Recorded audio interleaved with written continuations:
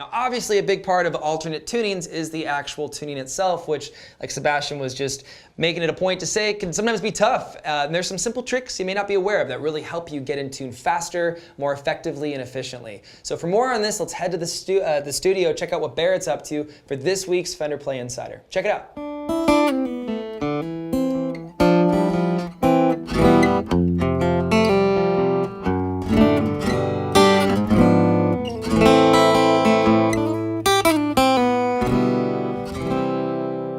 Hi, I'm Barrett Wilson, session guitarist and one of your Fender Play instructors.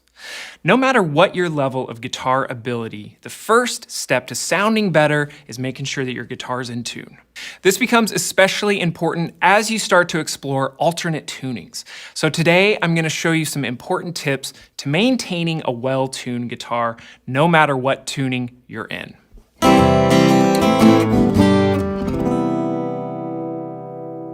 The first step is to make sure that your strings are properly stretched out.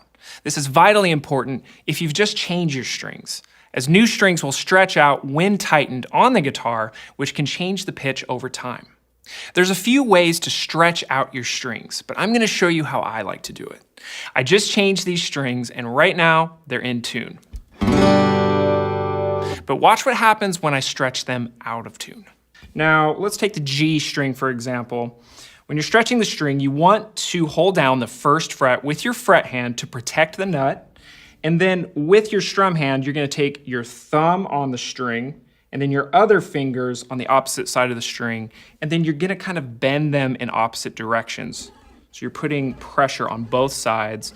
And then you want to move down the entire string so that you stretch out all of it as opposed to just one spot. All right, let's hear our G chord.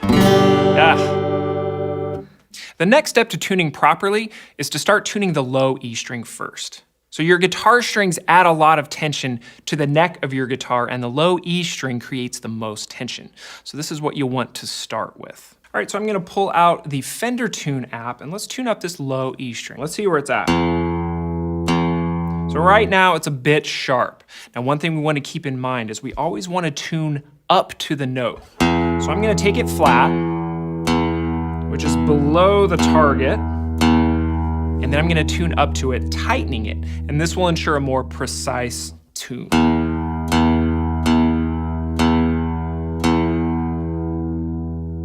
There we go. Now when tuning, the way you play the note is also very important. You wanna make sure and keep a steady picking motion and try to pick the string the same each time with consistency. So it's always good to leave about 2 seconds in between each attack. Also, let the string settle a bit and then register the note from there. If you try and register the note on the pick, it might be a bit too sharp. So let it settle and then take a look at your tuner. Now, if you're planning on playing or practicing some finger picking or maybe strumming with your thumb, you're going to want to tune using your fingers rather than a pick. So you always want to make sure that you're tuning based on the way that you're going to be playing. So I'm going to tune up this D string with my thumb. A little sharp, dip right below it, and then tighten it up. All right, so now we're all tuned up. Now, one thing we want to keep in mind is to recheck and retune all the strings once we've finished, just to be thorough. So even if you start from low E, adjusting the string tension can cause other strings to change pitch slightly. So you want to make sure you're double checking everything as needed. It's all good to go. So the last thing to keep in mind here is where you place your tuner matters. If you're using a standalone tuner like the Fender Tune app here, you want to make sure to keep it close to where the sound is coming from so that it can register on the phone. Since I'm playing acoustic guitar, I'm going to keep it as close as possible to the sound hole. Now, if you're using a headstock tuner, you want to be sure and position it on part of the headstock that has a nice flat surface, away from any of the tuning heads or the tuning posts. Now, if you're starting to learn some alternate tunings, which are used in everything from metal to country and folk, all of these same tips apply. However, if you're using a more extreme tuning that requires tuning up or down multiple strings and more than a whole step like C standard, you may need to have your guitar set up specifically for that tuning. Tuning is a vitally important part to playing the guitar, and we all have to do it.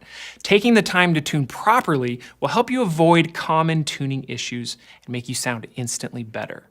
So check out some more tuning videos on Fender Play, and we'll see you next time.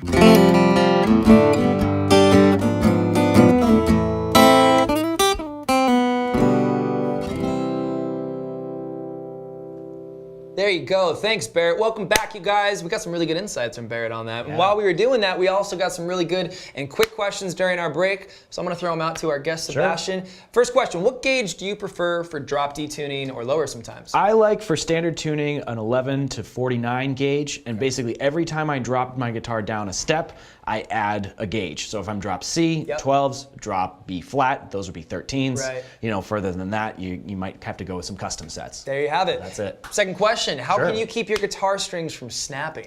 Sure, and that's definitely an issue with as you're changing open tunings and things like that. I've had strings break on me a ton.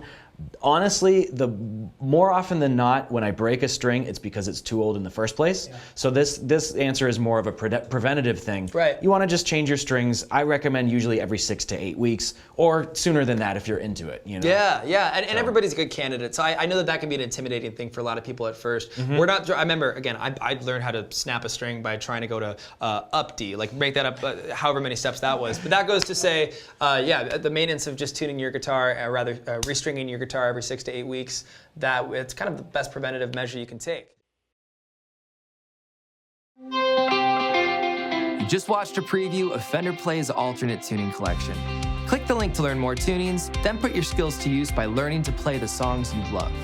The Fender Play app offers a completely customizable learning experience for anyone who wants to learn to play guitar, bass, or ukulele. And you can track your progress while you learn to play using over 3,000 lessons and innovative practice features like our chord challenge, backing tracks, and weekly gear giveaways. Click the link to sign up for your free trial of Fender Play today. No credit card required.